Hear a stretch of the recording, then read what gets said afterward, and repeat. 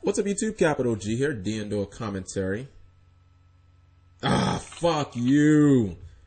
Okay, apparently the price of Deneb has gone up before I could get mine. Alright, Will Atkins, he plays S-Knights.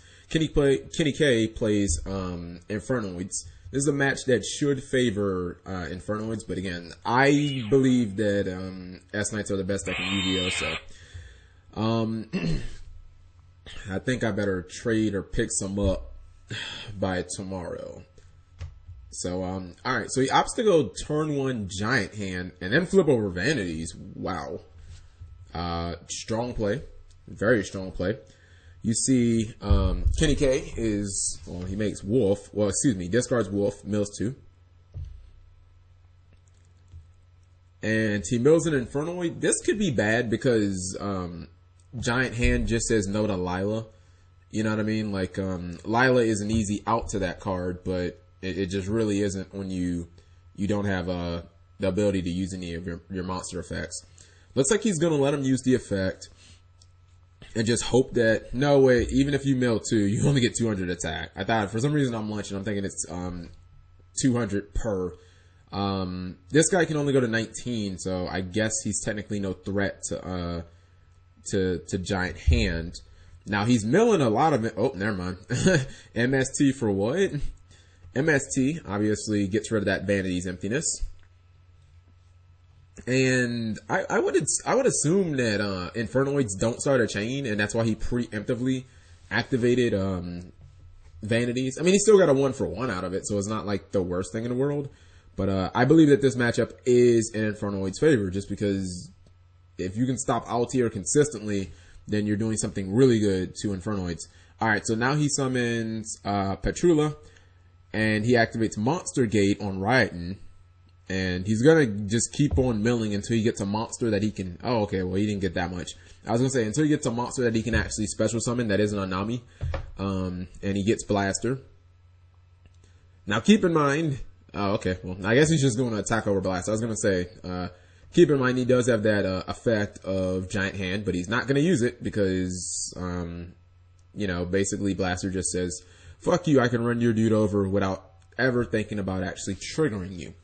So, I need to read what this one does. Petrula. Let's see. Once per turn, you can target a back row and destroy it. It can attack the turn that you activate its effect. Okay, that's legit. That's totally legit for an 18. I think he only has to banish 2, right? Oh, he only has to banish 1? That's really good. So basically, he has built-in MST. Alright, so...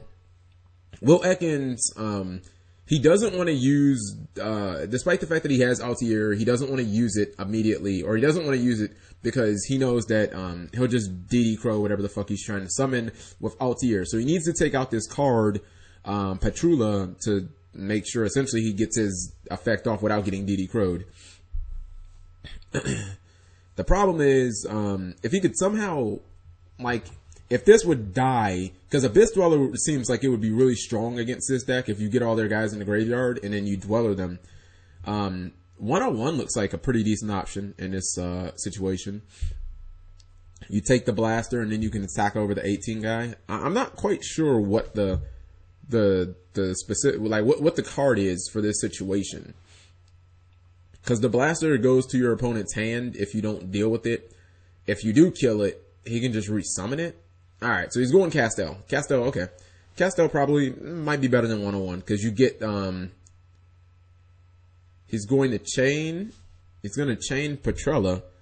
Oh, it's any monster on the field. Wow. Let me see, let me read that right quick. Once per turn during you contribute 1 monster. Oh man, you know what? I didn't even realize that all the Infernoids have tribute 1 monster. I just always assume that it's tribute themselves, but they contribute they contribute other monsters on the board. So it's kind of like they're almost immune to being targeted. Like anytime you try and blow them up, they're just gonna like DD Crow your field. You know what I mean? Like if you target them or anything like that, they're gonna just not DD Crow your field, DD Crow your graveyard. So if you have anything important in there, like Skarm, I mean, I imagine they're just gonna go after it. So now he summons a Tundale. And, well, it's got double a Tundao. I gotta see what this one does. Oh, this is the double attacker. This guy's pretty deep. Alright, this guy's pretty legit. Alright, so he attacks for 800. And he can just attack again. Oh, he's gonna activate Oasis of the Dragon Souls.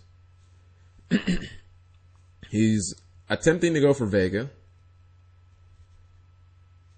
This kind of works, but not really.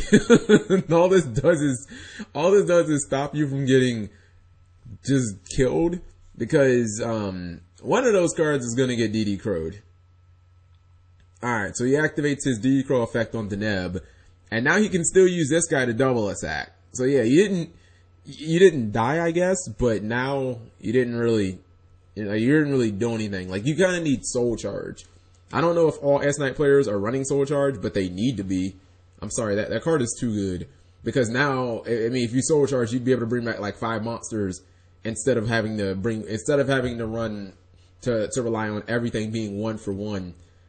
As far as, graveyard targeting and whatnot. Alright, so he brings Blaster back. Keep in mind, this is game. This is 5,600 on board.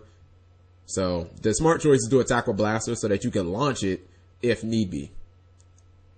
He's going to attack, and now he's going to attempt to attack for game. Call of the Haunted. He'll distribute Blaster for whatever he's targeting. Yeah, all you have to do is just say, what's your target? And that's exactly what I would do. I'm not even gonna lie. Whatever you target, I'm just gonna banish it. So, and that's game. There was, I don't understand why, let me read this guy again. You can activate this effect, yeah, okay, here's what I don't get. I don't get why he didn't use Call of the Haunted on the Blaster attack. Cause then if he would have launched Blaster, he wouldn't have died. He would have, like, I don't understand, why he didn't do that. Cause I thought, a Tundale, he has to actually kill something and send it to the graveyard, to get the second attack. Yeah, if it destroys an opponent's monster by battle and sends it to the graveyard. So it can't work on tokens, and it can't work under macro or possibly dimensional fissure, stuff like that. I guess those are the only really relevant things. But just in general, he should have just, he should have used Call of the Haunted targeting, I don't know, whatever, Altier, and then he would have negated it with the Blaster, but then he would have gotten another turn. Maybe you top deck, well, I was thinking Snatch Steal, but that doesn't technically work, because if you try and Snatch Steal him, he'll just activate the effect and your Snatch Steal will fizzle, and then you'll lose another monster in your graveyard. I'm not really sure what you side in this match. Just because that DD Crow effect is so problematic, and every single one of them have it. So, I'm trying to think. See, I don't know if they're inherent, like if they start a chain or not. If they don't start a chain, then Maxi is no good against the deck. It just isn't. Like, Maxi is only good against, like, a monster or decks that start chains with their monster effects. Like, Dragon Rulers start chains, Mermails start chains when they're special summoning themselves, but I don't think Infernoids do.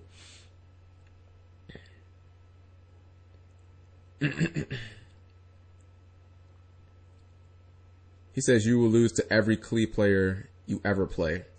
I agree. I mean, with Infernoids, like, that banish effect, it's never gonna be relevant against Klees ever.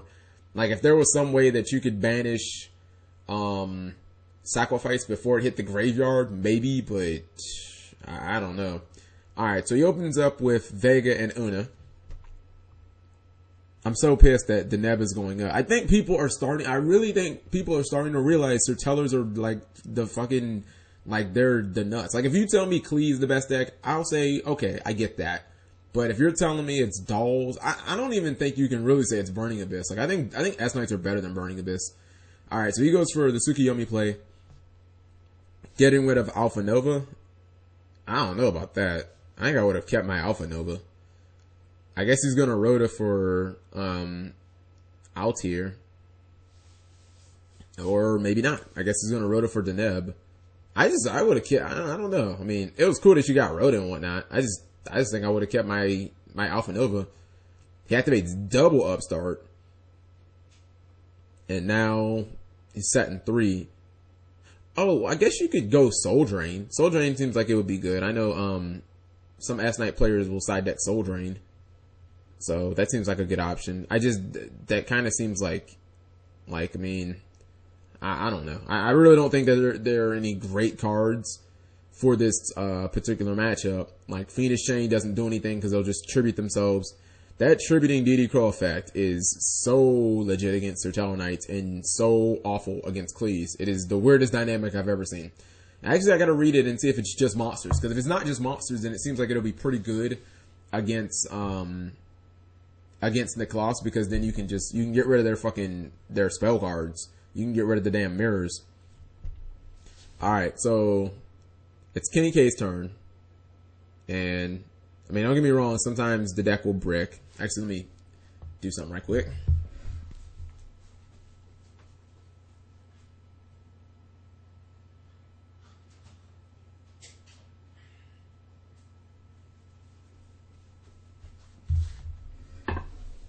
Sorry, I'm back. I had some something in the oven I had to take out.